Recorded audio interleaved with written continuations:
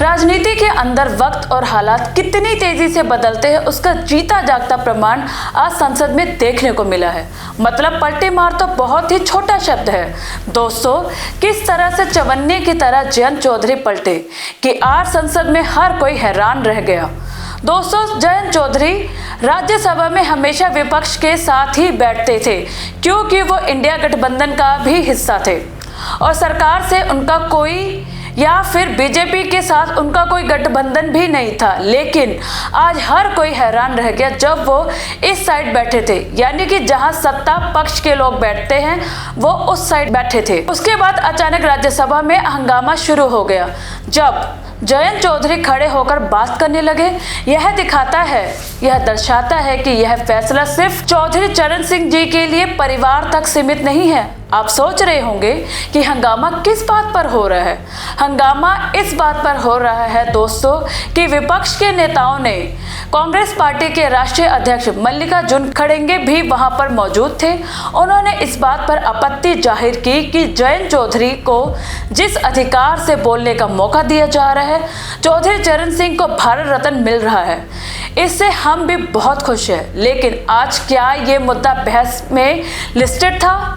किस नियम के तहत उनको बोलने का मौका दिया जा रहा है? और दोस्तों, इसे लेकर गर्मा गर्म बहस हो गई। जगदीप धनखड़, उपराष्ट्रपति जगदीप धनखड़ जो के चेयर पर मौजूद थे, उनके बीच और कांग्रेस के राष्ट्रीय अध्यक्ष मल्लिकार्जुन खड़गे के बीच। और क्या वो गर्मा गर्म बहस थी? सुनिए आप भी जरा। दोस्तों, मल्लिकार्जुन खड़गे की बात बिल्कुल सही थी। यह बात सही है कि भारत रत्न जयंत चौधरी के दादाजी को मिल रहा है, तो यह सबके लिए खुशी की बात है। इतने बड़े किसान नेता थे वो। लेकिन सवाल जो नियम के आधार पर उठाया गया मल्लिकार्जुन खड़गे द्वारा, वो बहुत ही सही सवाल था कि राज्यसभा तो नियम के आधार पर चलती है।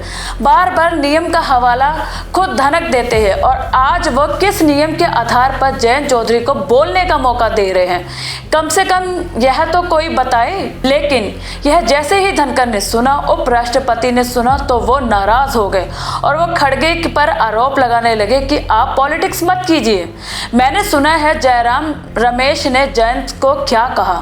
दोस्तों, इसके बाद धनखड़ काफी कुछ बोले, मल्लिका खड़गे भी काफी कुछ बोले, कांग्रेस की तरफ से कुछ और लोगों ने भी बोला और कहा कि जयंत चौधरी बोले तो कोई दिक्कत नहीं और दादा को मिल रहे भारत रत्न पर अपनी खुशी जाहिर करें। लेकिन कम से कम संसद की कार्रवाई में वो बात लिस्ट तो हो, हमें पता तो हो कि किस बात पर बहस हो रही है, किस नियमों के आधार पर हो रही है। लेकिन इसके बाद भी जयंत चौधरी को बोलने का मौका दिया गया। हालांकि विपक्ष नेता लगातार ये कह रहे हैं कि हम जब बोलते हैं तो आप यानी कि धनखड़ बार बार नियमों का हवाला देते हैं, तो फिर किस नियम के आधार पर जयंत चौधरी को बोलने का मौका दिया जा रहा है?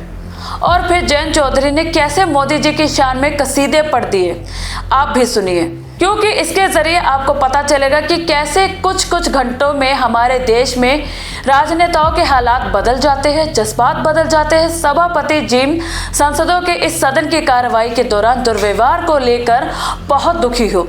आपने मेरी नहीं देश की भावनाओं को व्यक्त किया।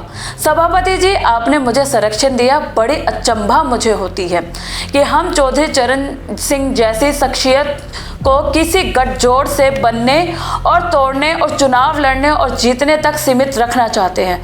लेफ्ट राइट सेंटर में ही बटे रहेंगे। देश के जो असली धरती पुत्र थे उनका आदर और सम्मान हम कैसे रख पाए? ये मैं मानता हूँ कि देश में जितने महान नेता आए हैं सबने एक दूसरे से कुछ ना कुछ लिया है, सीखा है, प्रेरणा ली है। चौधरी चरण सिंह जी गांधीयन सिंप्लिसिटी को अपना असूल बनाकर उन्हें जीवन जिया। महात्मा गांधी जी के ग्राम स्वराज को अपना उनकी मूल फिलॉसफी का चरित्र का हिस्सा रहा। लाल बहादुर शास्त्री की ईमानदारी, नैतिक और चरित्र गुणों को उन्होंने अपने अंदर समाया। इस सदन के माननीय सदस्य पूर्व प्रधानमंत्री एटी देवेगौड़ा जैसे इनकी राजनीति पहचान खेती और किसानी से जुड़ी हुई है। उसी प्रकार से चौधरी चरण सिंह जी की पहचान भी खेती, किसानी और कामगार से जुड़ी हुई है। राजनीति विशेषता की मानते हैं कि जैसे इंदिरा गांधी जी में एक करिश्माई शक्ति थी लोगों को अपनी तरफ आकर्षित करने की, उसी प्रकार से चौधरी चरण सिंह जी को सुनने के लिए उनको छूने के लिए, उनको बेहतर तौर से समझने के लिए दूर दूर से गांव से लोग चले आते थे।